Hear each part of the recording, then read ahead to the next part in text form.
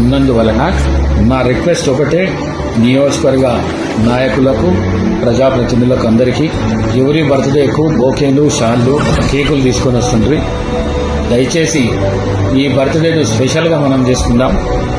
ఈ కేకులు, షాళ్ళు, బోకేలు తీసుకురాకుండా సాధ్యమైనంత వరకు నోట్బుక్స్, పెన్నులు, వైట్ టవాల్స్ అవి కూడా తక్కువ రేటే ఉంటాయి, షాల్ కంటే కూడా తక్కువ రేటు ఉంటాయి.